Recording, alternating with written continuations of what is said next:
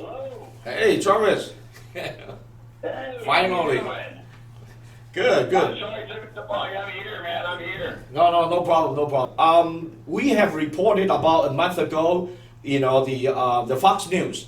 They interview you about the AB 2943, and what we did was we put the Chinese translation on that about 4 minutes clip, and within 1 week there have been like more than 6,000 views. So people are really watching.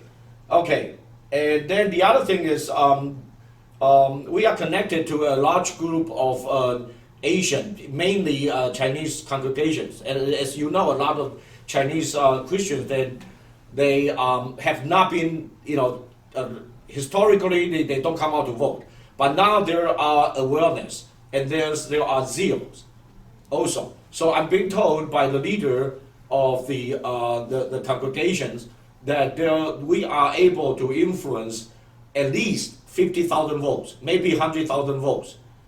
So yeah, and a lot of them are hidden ones, but we think they care enough now. They care enough now. All right. So with that being said, that's why they are our listeners are anxious now to see this interview and to hear directly from you. This is historical. I believe we are the first Chinese congregation interview you. Okay. Now because we are from the faith community. Okay. So first I want to ask you simple and straight questions and that you have the opportunity to directly clarify and answer the questions. Good. Okay, good. All right, first, are you a Christian? Yes, I am. Okay, good, great. Okay. Would you mind to share just a little bit of your spiritual walk?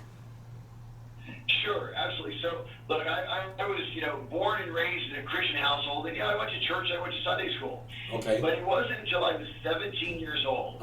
I was living in Finland as an exchange student. Okay. And I was bored one day, and so I looked on the shelf, and there was a black book, and it was the Bible. And I thought, I've always called myself a Christian, but I've never actually read this book. I know some of the stories, but I've never read it. So I pulled it down off the shelf. I read it starting in the beginning, the very same words, in the beginning. Page one, I read it all the way through to the very end. And I've actually read it every single day, every day since then. I don't wear my faith on my sleeve, but I simply live it. And I can tell you, they're all of the answers that we ever need. They're all right there in the book. All of the wisdom in the world, it is right there in that book.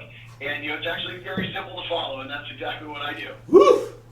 Wow, I feel I'm being filled by the Holy Ghost now.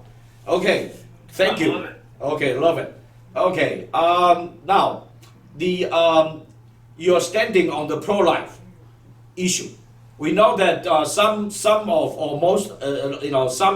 pro-life organizations in California did not endorse you, but we know that you are pro-life. So I want you to hear directly and just clarify that. Absolutely. So my name is Travis Allen. I'm running to be your next governor, state of California. I am 100% pro-life. I'm actually the only candidate in the entire race that has a pro-life voting record.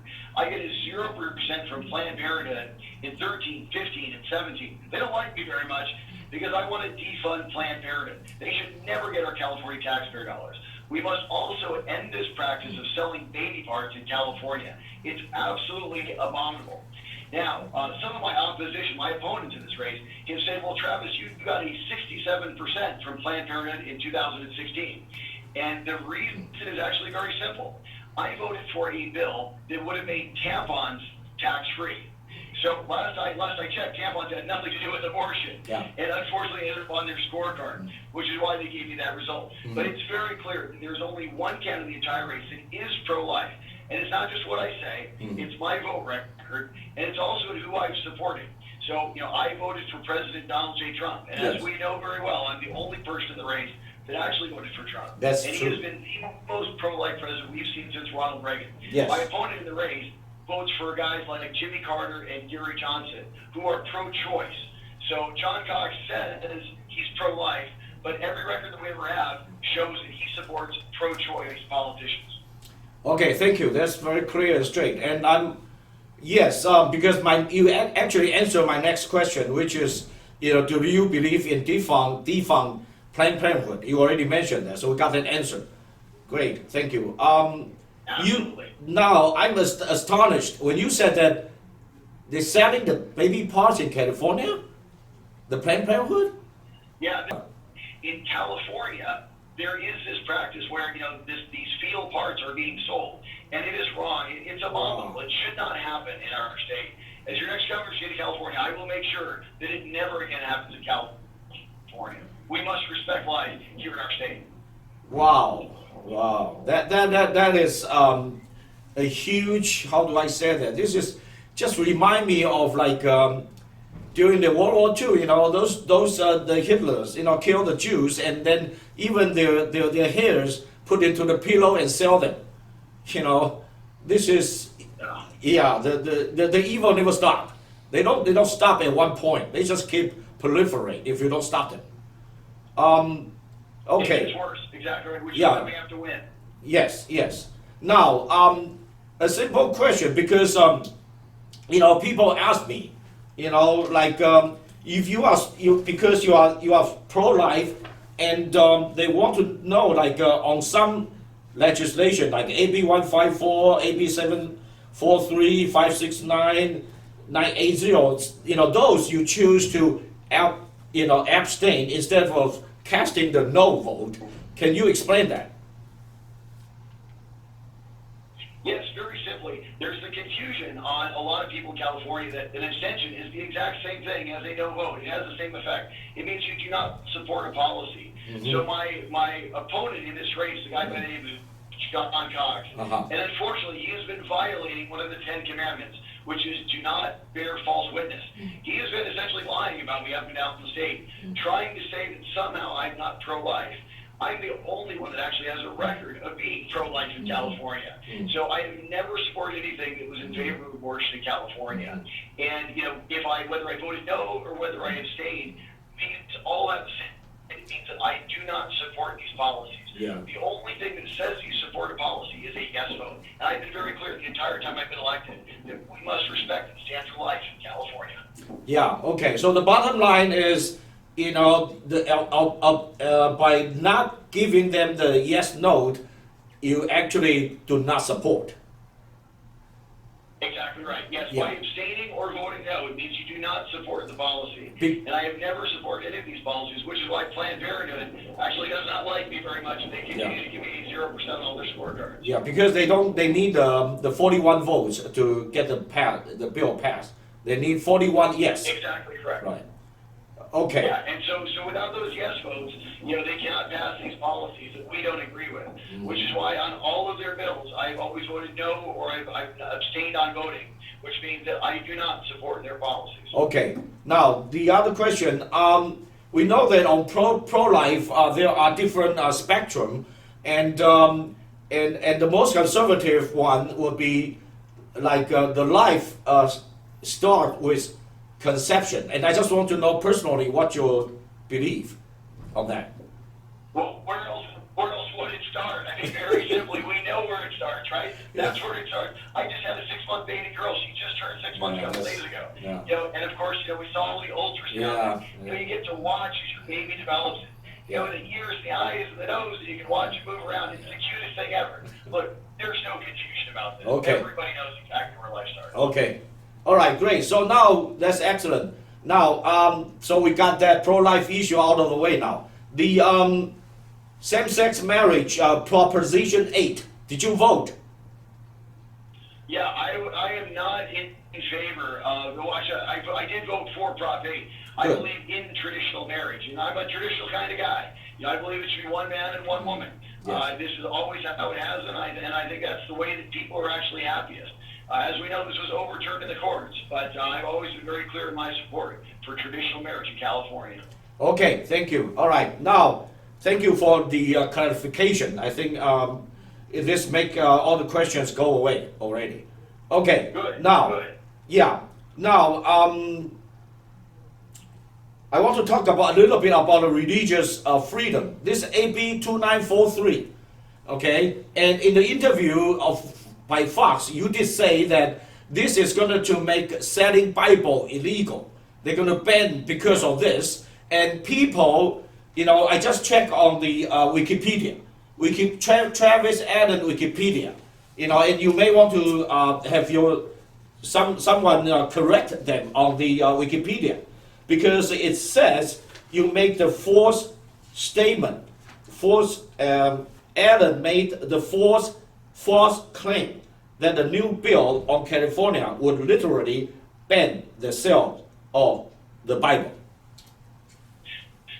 So yes, let's be very clear. AB 2943 very clearly could ban the sale of Bibles in California. It could stop preachers and pastors from doing their work of counseling people. This is, and the Democrat legislators that wrote this bill, they don't want to admit that. But there's no religious exemption in the bill whatsoever. So because they did not exempt it, that's absolutely it can be encompassed in the law. And this is how the Democrats in California do it. They try to say that the policy is about one thing, and then before you know it, it turns into something very different. And what they want to do is they want to change how we can practice our religion in the state of California.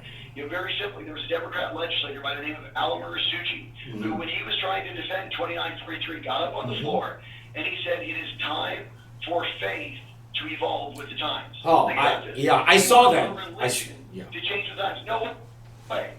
My religion is thousands of years old. It goes back to the beginning of time, and it's never changing. I don't care what the California Democrats say. So, as you know, Wikipedia is edited by people in the public. Yes. And it's a lot of the mainstream media, and so they like to, anytime we're telling the truth out there, we're always attacked by people in the mainstream media, which is why we always have to fight and do our research. But I've always been the biggest proponent of 2943. We have religious freedom in this state and in this country. Amen. It is protected by our First Amendment. Amen. We will not allow the California Democrats to take that away from us. Amen. So yes, I agree. You mentioned a good point. Because they did not say exempt the religious and the faith community. Yep. So that I think you that point is very important. That's a key point there. And secondly, I did watch the debate on the C-SPAN, and I was astonished when you mentioned the other assemblyman. He just came out and demanding the faith community has to evolve. Evolve what? And this is crazy. You are giving us who are you? Who are you to tell us to change the Bible? Who are you? Yeah. This is like telling God, look, we don't like a little bit of your law. Why don't you just change this part and that part? Yeah. I tell you right now, the Bible is not about to change based on what California Democrats are trying to say. Much more likely is that people like us that have faith, that are in the faith community, will stand up for our rights in this United States. Yes. We'll stand up for our faith, and we will defend our faith. And we'll send a very clear message to the California Democrats in regards to whatever tries the laws you try to pass and the lies you're trying to tell. We will keep our faith, we will practice our faith, and we will stay strong in our faith, because that is our right in California and the United States. Yeah, totally agree. I think the lie is very cunning. Just like the ancient snake. In the Garden of Eden, because I heard that they said that this is about consumer law protection, protecting the consumers, and it's not and then whoever counsel by charging the money or selling the book or conference or whatever, it's a fraudulent practice. And I happen to know the First Corinthians. It talk about the Corinthian church, and there Apostle Paul wrote that some of you before were like those, you did those practice, like the gay sex, whatever, the sodomite or whatever, but now in Christ, you are no longer doing this. That means they are cured, they are being healed. They actually embrace the true agenda that God has perfectly, designed for us and created us to with. And that is written in the Bible. And because of this, then if this bill stands, that means really you cannot sell Bible, because Bible has that instruction there. Yes. And this is the problem. Once politicians, once these California Democrats try to tell us what we can and can't believe, when they try to tell us what is fraudulent and what is not fraudulent, now they're censoring anything they want. Even they're censoring our religion, they're censoring our speech, etc. This is very, very bad. This must never be allowed in California or in the United States.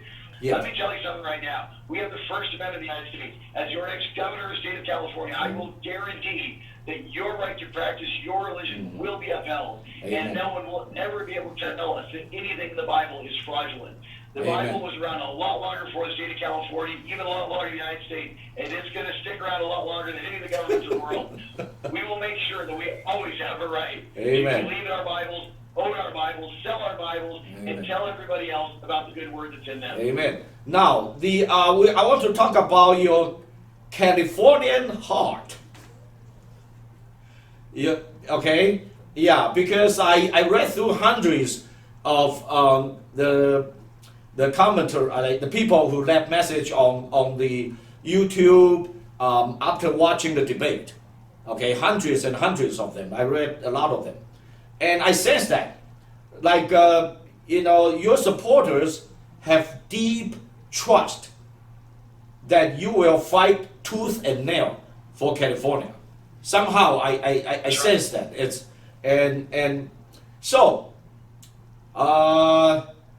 We want to hear, that you talk about your Californian heart, especially the California surfer's heart.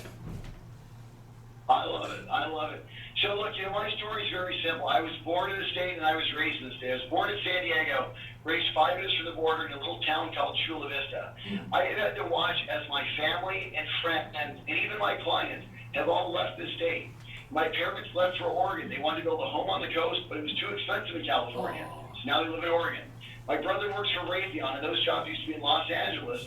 Now they're in Tucson, Arizona. So that's where he is with his family. My best friend moved to Texas, where he doubled the size of his house, doubled the size of his business, and he pays no state income tax.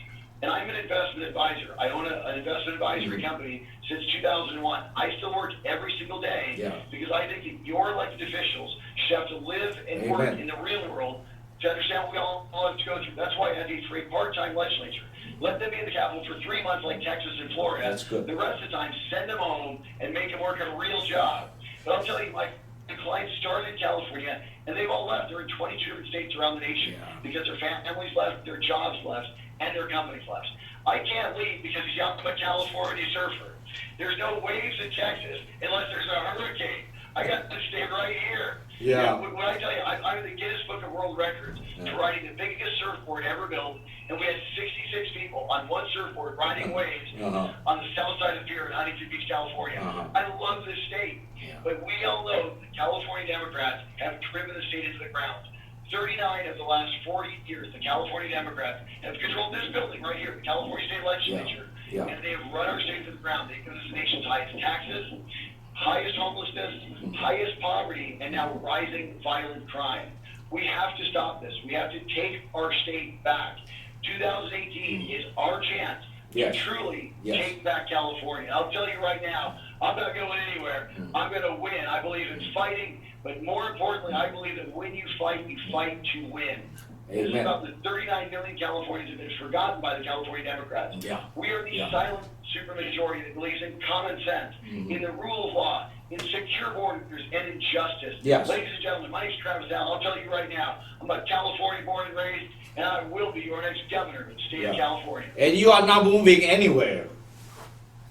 That's right. We're staying right here. It's our state. Yes. Okay. Now, this brings me another question that since you have been assemblyman since 2012, you have seen a lot what's happening there in Sacramento. And for us, grassroots people, live a normal life every day.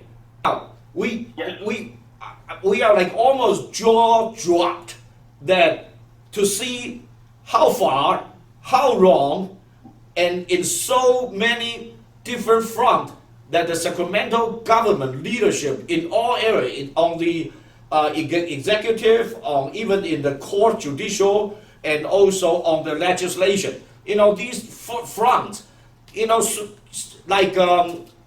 so far away from protecting and doing their duty to protect the law-abiding California. And so I wonder, like, what happened and what is the motive? And like you said, the common sense, anybody who has got common sense know that it's so wrong and why they stick to the wrong. So the answer is very simple.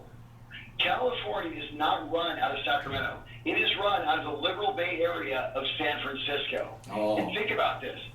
Sherry Brown, Nancy Pelosi, Barbara Boxer, Dianne Feinstein, Kamala Harris, Gavin Newsom, every single one of them from the liberal Bay Area of San Francisco. This is the problem. These people are so convinced that we need to go further and further left. Look, they even embarrass guys like Bernie Sanders because they're so far left. This is the problem.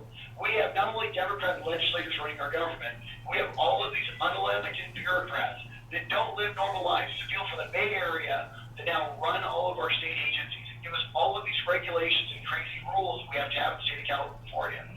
This state has been run for too long by one group, by the liberal Bay Area elites of San Francisco. It is time that we take back the power, that we have representation in the state. So whether you live in the north of the state, in the Central Valley, or in the south in Southern California, we need representation of all parts of the state, because this state is in trouble. When you have to drive down the street and you're stuck in the worst in the nation traffic, and you have the second worst in the nation roads, when you see homelessness everywhere you look, on all the sidewalks, under the bridges, on the sides of freeways, when 1 in 5 Californians lives below the poverty line, and 15.4% rise in violent crime in the last 3 years alone, not even to mention the illegal sanctuary state and the open borders, you know that there's a problem in the state. It's that ordinary common sense Californians have not been elected. Ordinary common sense Californians have not paid attention, and the bad guys, the California Democrats, have now taken over. And they have ruined the state exactly like they ruined Detroit, Michigan. Detroit, Michigan used to be the 4th greatest city in the United States. But because it was run by Democrats for 60 years with no Republicans whatsoever, you can now buy a home for $1. And they do farming in the middle of the city. Look, San Francisco's not that far behind. San Francisco has not had a Republican mayor in over 50 years. And now they have massive human waste. 22,000 intravenous drug users shooting up drugs on their sidewalks. Hypodermic needles where kids got to walk to school. And so many car break-ins that every sidewalk glitters with all the broken car glass from 31,000 car break-ins last year alone. Californians don't want their state to look like San Francisco. They want to take their state back, and that's exactly what we're going to do. I fully agree. I feel like we are almost on the edge of the cliff. And some people say we've already gone over the cliff. This is the problem. Some people ask, is it too late to save California? And I would tell you it's not too late. But this is one election. This is the only election that will change California. Look, if you like anything of what I've said, if you believe in the state, if you love your state, you must get out there and vote. You must go to jointravisallen.com and donate and volunteer. Go online to Join Travis Allen on Facebook and like the page and see everything that we're doing. But you have to get involved, because this next 8 years, we have to take back our state. In 2016, they said we couldn't win. They said we'd never do it. But we took back our country. In 2018, we're going to take back California. Yes. Now, there are several crises, and we want to know how do you fix them. First one, the safety and security, the crime issue.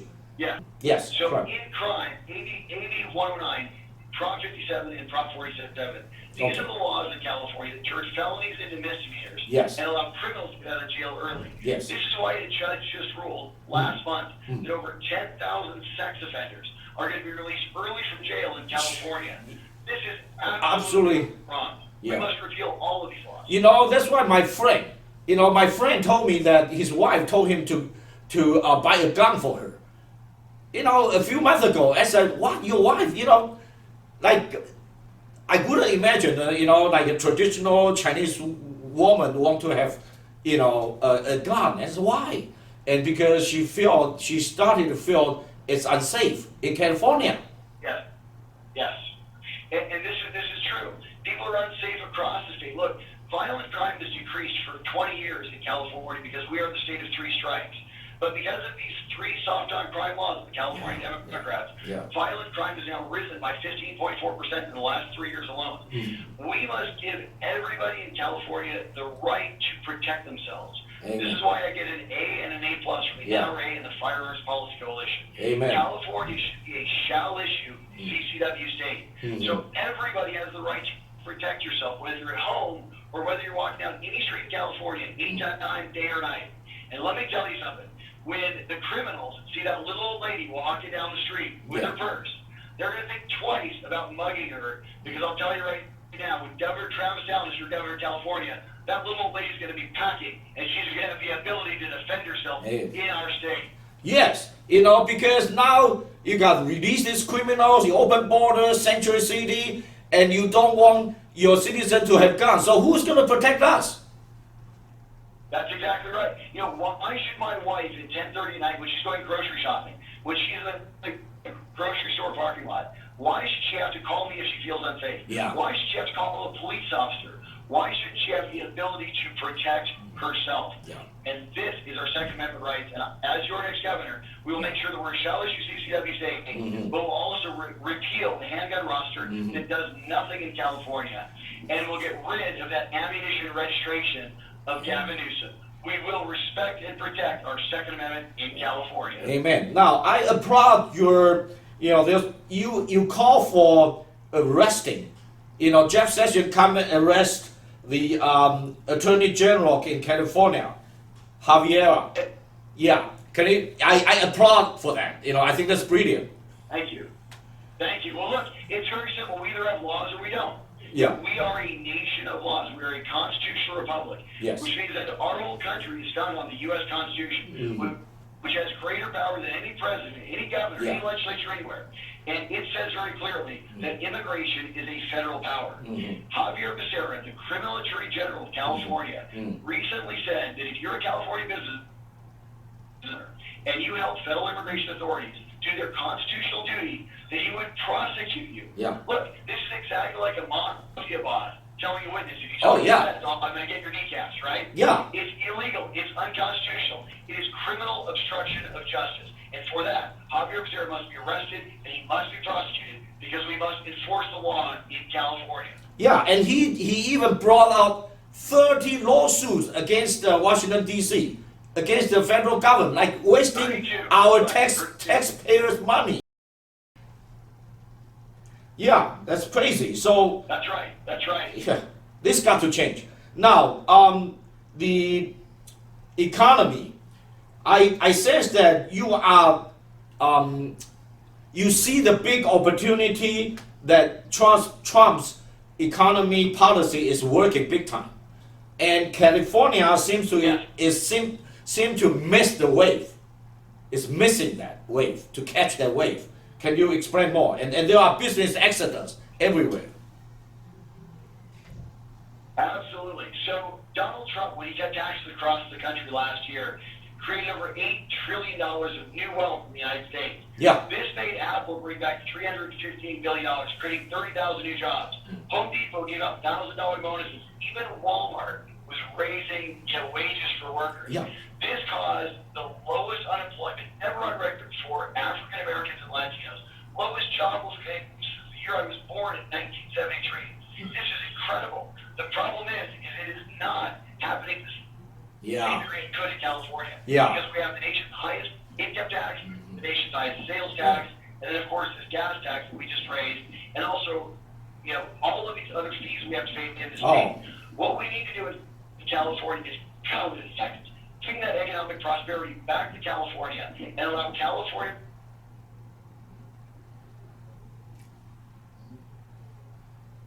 to put clothes on there just like we did the national. This will be the best economy you could ever see in the next 8 years in California. Okay, that's great. Now, education. And I was in one of your fundraiser, dinner, and you're saying that we should fire those teachers who cannot couldn't educate their own students. Well, look, here, this is very clear. Our education system is failing our children, right? Our kids used to be the best in the nation. Now our schools are 46 and 47. Unbelievable. Unbelievable. It's incredible. Yeah. Only 30% of our ninth graders are ever expected to finish a 4-year college degree. What we have to do in California is hold the teachers and the children accountable. We have to test these children when they're going into the grade so we know where they start. Then we test them when they go out of the grade to make sure that they learn what they need to go on to the next grade. Skills like reading and writing and math. And we have to get rid of statewide mandated Common Core and all the leftist propaganda in our schools. Yeah. We have to bring that back to the district level to let our local districts decide what's right for their children. But no longer we allow 5th graders to be reading at the 2nd grade level, right? You have to ask yourself, why do we have all these tutoring centers around California?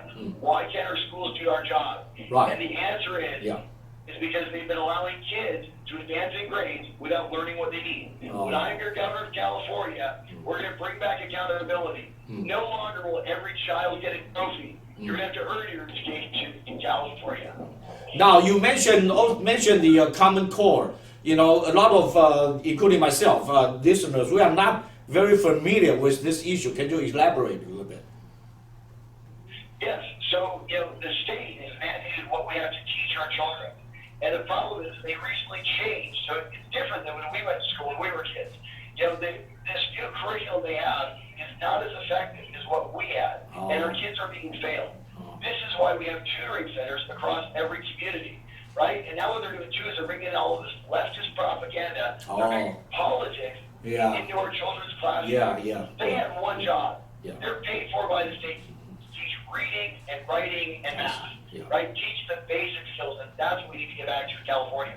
And while we're at it, we have to give every parent the choice in California to send their kid to the very best public school or the very best public charter school or even homeschool if they wish. Yeah, bring in the competition. California.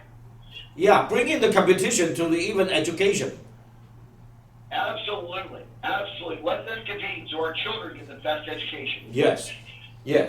Okay, road condition.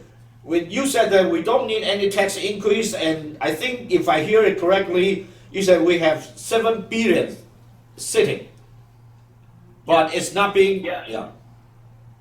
So this is the story. So Assembly Republicans came up with a plan 2 years ago to fix our roads and expand our freeways with no new taxpayer dollars. We would have taken $7 billion out of the existing state budget to do that. Instead, the Democrats didn't want that because they always want to raise your taxes in California. They passed a $52 billion tax. $52 billion. And of that money, less than 35% will ever go into our roads. And not one penny can be used for any new general purpose freeway lanes anywhere in the state of California. It can only go to toll lanes, bike lanes, and bus lanes, and yes, even trains. So I'll just say right now, we didn't need that new tax. We have plenty of money to fix our roads and expand our freeways, get you out of traffic. And in my very first budget, as your next governor of the state of California, I will defund that high-speed rail, and I will return all of the money back to you, the California taxpayer. Yeah, totally agree. Now, you also said after all these years you serve in the assembly, now you realize that the most effective way to bring the change that California need is to take the top position. So would you please elaborate that? Look, so I have served the California legislature for the California people since 2012. I have always stood up for you. I have a 100% vote record of fighting all the tax increases, of always being tough on crime, and making sure that our laws are the best laws in California.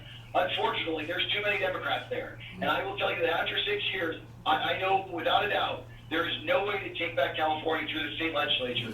The only way to truly take back our state and make this once again the greatest state in the nation is to be the next governor of the state of California. And that's exactly what we're going to do. So my name is Travis Allen. I am the most conservative member of this California state legislature that I stand right outside of right now.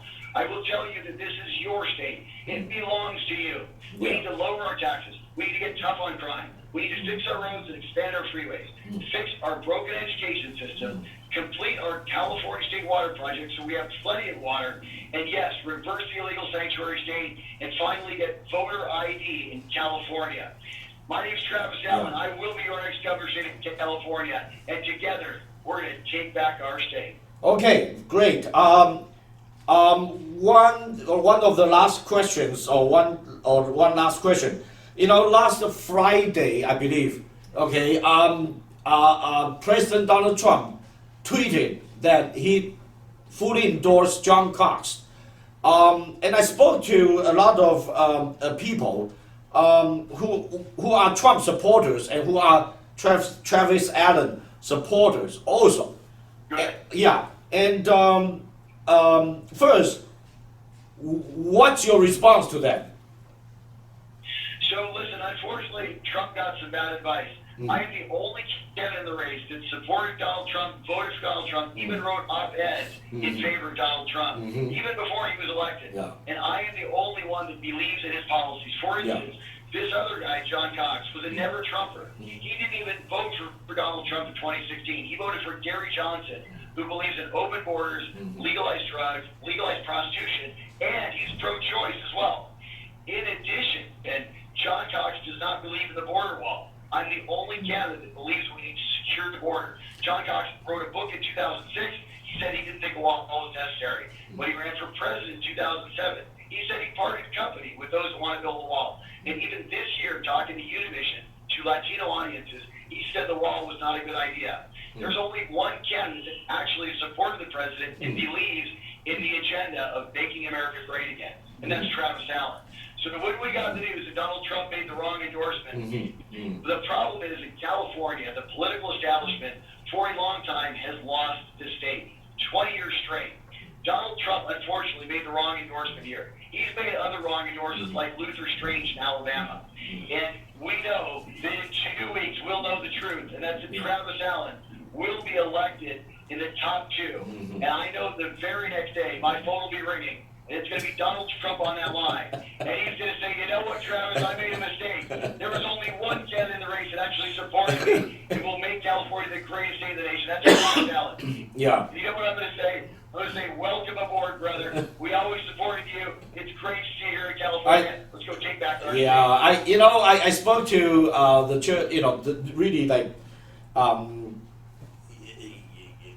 my inner circles, and even after the endorsement last week, and I sensed that the Trump voters, they are going to support Travis, because it's the same genuine elements. It's not about the person. It's the elements. It's genuine, grassroots. And we are local people. We know what's best for California, and then there's a trust level issue also. Yes. The how deep can you trust the candidate? And so when you sum all these together, that's how Donald Trump win too, and common sense. Exactly. So we're glad that you remain very confident. I think I feel like the enthusiasm and the support are going to surprise after at June 5th we're gonna absolutely there will be it's very clear. There's only one candidate that was born in California and raised in California.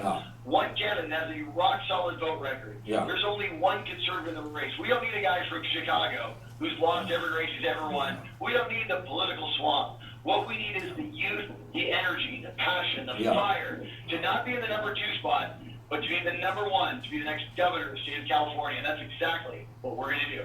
Yeah. Thank you very much. I think this is very fruitful. This interview is very fruitful.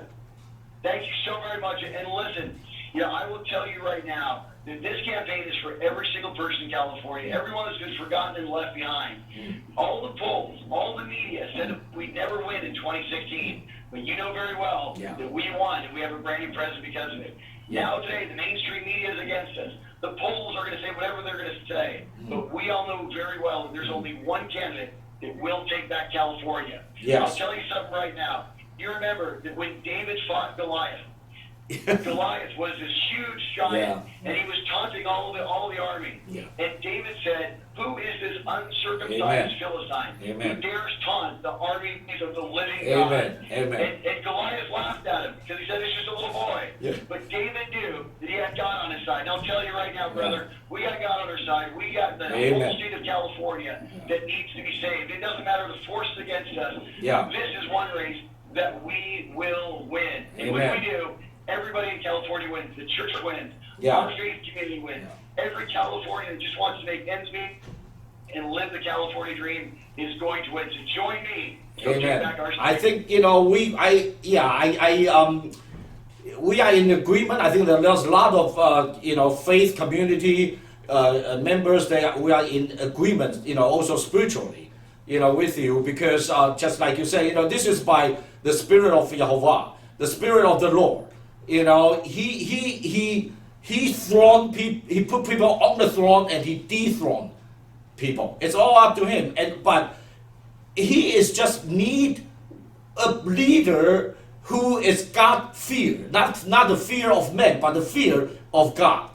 And who is righteous and just, and that's all he needs. And once he have that person, he will do the mighty and great things through that. And we have seen how all the things change, the atmosphere change. All of a sudden, the enemy stronghold got broken, and so just during the past 1 year, so many things happened. And now the embassy is in Jerusalem. This has never been, like 70 years. We've never been imagined that. Now it's in the history. So all it takes is one righteous, God-fear candidate and leader that God put on the throne, and he will just like rule through that.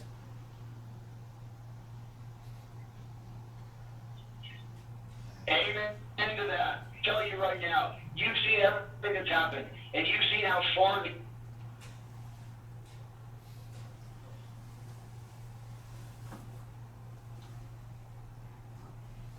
it's done. This is our time. This is our state. Travis, we lost your voice for the last 1 minute. I need you to repeat. Hey, Travis, we lost your voice for the last 1 minute. I need you to repeat. Okay, great. Are you ready? Yes. So this race is very, very clear. Look, we all know that the California Democrats have ruined our state. We all want to stay here. The state belongs to us, not to them. Amen. We know that things have gotten so bad that there is only one way to change this, and that is by fighting. And when we fight to win. They said we could do it in 2016, but we did. They're saying we can't do it in 2018, but we will. But what we need is a true Californian, born here and raised here, who can fight those California Democrats and Gavin Newsom on that stage and win every single time. Ladies and gentlemen, my name is Travis Allen. Join me. Together, let's take back California. Find me online at jointravisallen.com. Find me on Facebook at Join Travis Allen. But join me, and together, let's take back our state. It belongs to us. It's about time we take it back. Amen. Thank you very much, Travis. Thank you so much. It's my pleasure. Take care now. Shalom. Well, my pleasure. Great seeing you, brother. Okay. Shalom.